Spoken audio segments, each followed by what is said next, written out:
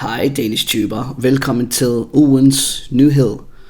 Hey DanishTuber, welcome to this week's news. Ugens podcast, den handlede om Greenland, og så derfor har jeg fundet en relaterende artikel. I found a relative article about Greenland because there was a lot to talk about, a lot we didn't talk about. I'm just going to read a bit of it and see if we can understand what's going on. So Greenland smeltede og skabte havstigningerne på 1,5 meter for få 100.000 år siden. Et klima, der ligner vores. Greenland melted and caused sea levels to rise 1.5 meters a few 100,000 years ago in a climate similar to ours. Grønlandsisen er mere følsom over for klimaet, end forskere har troet, peger nyt studie på. The Greenland ice sheet is more sensitive to climate change than scientists previously thought, a new study suggests. Studiet skildrer de konsekvenser nutidens klimaforandringer kan få, vurderer dansk klimaforsker. Okay, sorry about my voice. Don't know what happened to my voice today, but it's not working so well. The study depicts the consequences of today's climate change, according to a Danish climate researcher. Great, okay. Så har vi et billede i hvert fald. Jeg ved ikke om det er dejligt. We have a picture. Don't know if it's a nice picture.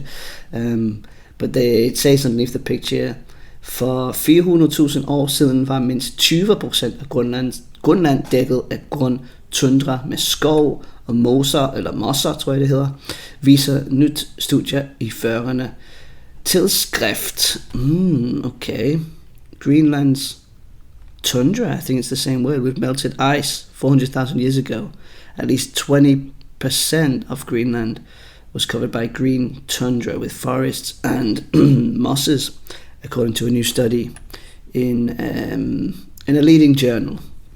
And the photo, den er taget af Joshua Brown, Science 2023. Okay, interessant. Vi fortsætter. Sådan forestiller du dig måske, at Greenland så ud, før klimaforandringerne gjorde deres indtog. Men der skal tilføjes mange flere grønne penselstrøg til det billede, viser ny forskning i det videnskabelige tidsskrift Science. So this is what you might imagine Greenland looked like before climate change took hold.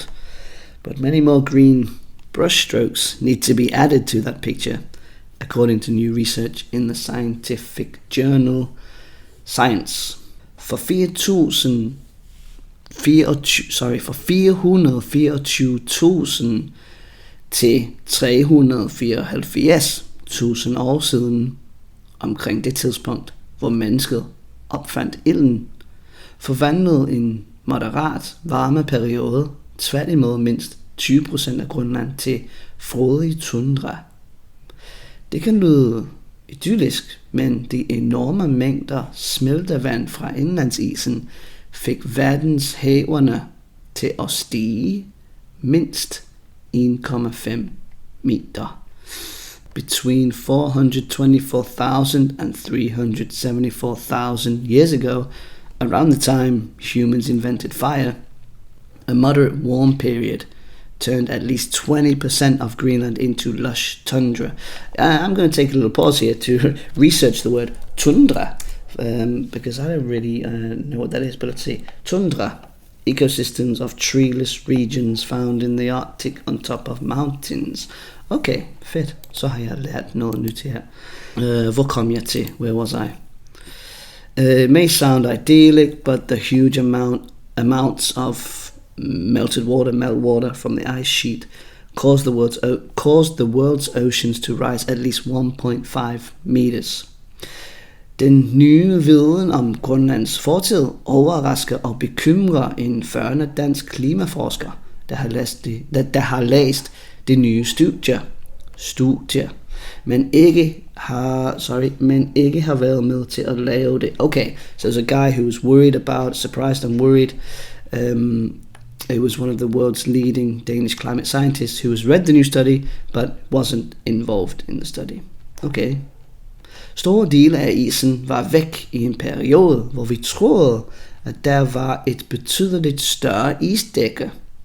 Klimaet dengang var nogenlunde det samme, eller lidt varmere end nu, så studiet giver grobund for bekymringstanker om, hvad der kan ske med indlandsisen i dag, hvis vi ikke får bugt med CO2-udledningerne, siger Sebastian Mernil, der er professor i klimaforandringer og glaciologi vil jeg tro, og leder af forskningscentret SDU, Climate Cluster på Syddansk Universitet. Large parts of the ice were gone during a period when we thought there was a significantly larger ice cover.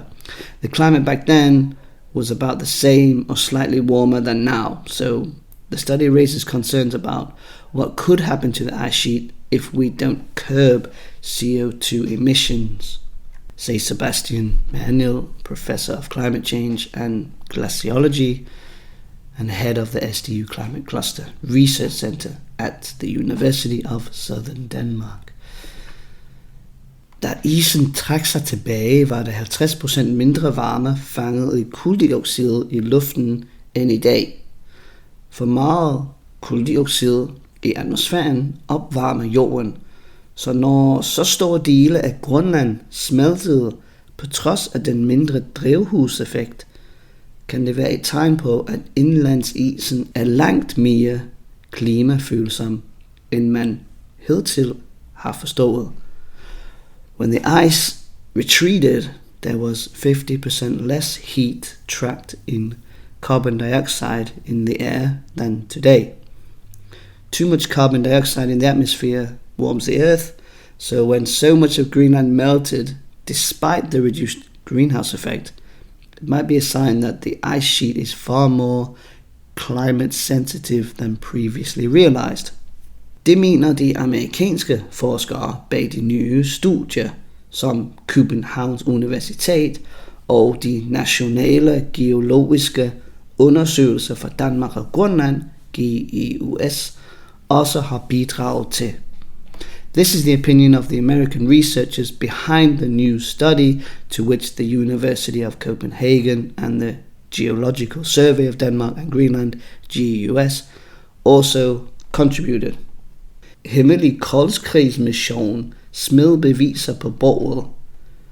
Historien bag afsløringen af Grønlands fortid har involveret så forskellige ting som en bortkommet borekerne, den amerikanske hær, marmeladeglas, en hemmelig koldkrigsmission og et hold danske forskere. Det kræver vist yderligere forklaring. Secret Cold War mission threw evidence on the table. The story behind the revelation of Greenland's past has involved things as diverse as a lost drill core, bortkommet borekerne, the US Army jam jars, a secret Cold War mission, and a team of Danish scientists. I think that requires further explanation. Yeah, me too. Det hele startede under den kolde krig i 1960'erne, da forskere sammen med den amerikanske hær på en hemmelig mission i nordvest Grønland hævde en 3,6 meter lang rørformet borekerne af jord og sten op fra under isen. It all started during the Cold War in the 1960s when the scientists working with the US Army on a secret mission in northwest Greenland retrieved a 3.6 meter long tubular drill core of soil and rock from under the ice. Ad omveje endte den frosne iskerne i en københavnske fryser og blev glemt i årtier, indtil den i 2017 blev fundet af et dansk forskerhold, da den skulle flyttes til en ny fryser i Rødovre. The frozen ice core ended up in a Copenhagen freezer and was forgotten for decades until it was found by a Danish research team in 2017 when it was being moved to a new freezer in Rødovre, Danmark. Det var vildt fantastisk. Der stod nogle store marmeladeglas med totalt velbevarede kerner, der ikke var af is, men frossen grus. Her kunne vi finde små kviste, mos og pollen fra den skov, der stod på Greenland for 400.000 år siden, siger klimaprofessor Dorte Dahl Jensen, der ledede forskerholdet bag fundet. Whoa, that's cool. It was amazing. There were some large jam jars with totally well-preserved seeds that were not ice but frozen gravel. Here we could find small twigs, moss and pollen from the forest that stood in Greenland 400,000 years ago, says climate professor Dorte Dahl Jensen, who led the research team behind the discovery. Okay, little bit left, almost there. Dorte Dahl Jensen er medforfatter på det nye studie, og lige så fascineret som hun er over fundet af den skjulte skat i sylteglasserne. Lige så bekymret er hun for, hvad analyserne af fundet varsler for den fremtid, vi kigger ind i. Dorte Dahl Jensen, the co-author of the new study, and she's as fascinated as she is by the discovery of the hidden treasure in the jam jars. She's equally concerned about what the analysis of the discovery, portrays for the future we're looking into. Det er alvorligt, at 20% af isen smeltede, og at vandet steg med 1,5 meter. Det fortæller os, hvordan vi skal forholde os frem i tiden og gøre os klogere på, hvor lang tid vi skal varme indlandsisen, før den forsvinder, siger klimaforskeren fra Niels Bohr Instituttet på Københavns Universitet. Sådan. It's serious that 20% of the ice melted and that the water rose by 1.5 meters. It tells us how we should behave in the future and makes us wiser about how long we need to warm the ice sheet before it disappears, says the climate researcher from Niels Bohr Institute at the University of Copenhagen. Den hemmelige by under Grønlands indlandsis varsler om store havstigninger, hvis vi ikke bremser klimaforandringerne. Nutidens indlandsis kan over tid lede samme skæbne som for 400.000 år siden, hvis vi ikke bremser de menneskeskabte klimaforandringer, der forårsager globale temperaturstigninger, vurderer Sebastian Mernil, tror jeg han hedder. Okay, so warning of major sea level rise if we don't slow climate change. Today's ice sheet could eventually suffer lede. There's two different words here. Lede to suffer. It could suffer the same fate as it did 400,000 years ago if we don't slow down the. Skal lige tænke mig om her. Lad mig lige læse det igen. Hvis vi ikke bremser de menneskeskabte klimaforandringer. Yeah. If we don't slow down the anthropogenic climate change, that is the human-caused climate change that is causing global temperatures to rise, according to Sebastian Manuel. Den varme periode, forskerne beskriver i studiet, varede 50.000 år, hvor den globale opvarmning, vi ser i dag, begyndte efter industrialiseringen for 160 til 170 år siden. Det fortæller os, at hvis nutidens temperaturer fortsætter i tilpas lang tid, kan det få betydelige konsekvenser for indlandsisen og havniveauet, lyder det. The warm period described in the study lasted 50,000 years, whereas global warming we see today began after the industrialization 160 to 170 years ago. This tells us that if today's temperatures continue for a sufficiently long time, it could have significant consequences for the ice sheet and sea level, they say. Den udvikling er allerede i gang. Inden for 10 år vil den globale temperatur overstige 1,5 grader i forhold til det før industrielle niveau, konkluderer den nyeste FN's IPCC klimarapport fra 2023. Samtidig er stadig større dele af Grønlands isen smeltet i løbet af de seneste årtier. Og afsmeltningen gør, at havet stiger lidt hvert år. The trend is already underway. Within 10 years, the global temperature will exceed 1.5 degrees Celsius above pre-industrial levels. This concludes the latest UN IPCC climate report from 2023. At the same time, more and more of the Greenland ice sheet has melted in recent decades, and the melting is causing the sea to rise slightly every year.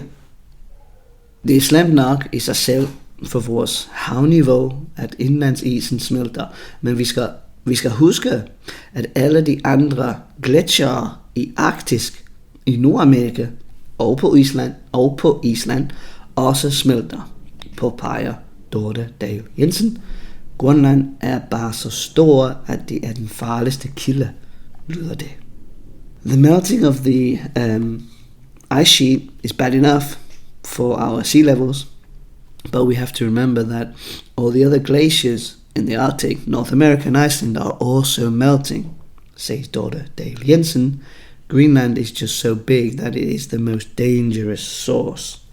I alt gemmer der sig en havvandsstigning på hele 7 meter i Grønlands enorme iskappe. Netop Grønlands imponerende størrelse gør også, at det vil tage enormt lang tid, før al isen smelter, påpeger hun. In total, a seawater rise of 7 meters is hidden in Greenland's enormous ice sheet. Greenland's impressive size also means that it will take an enormous amount of time before all the ice melts, she points out. Isen smeltede rigtig meget dengang, og det gør den også i dag.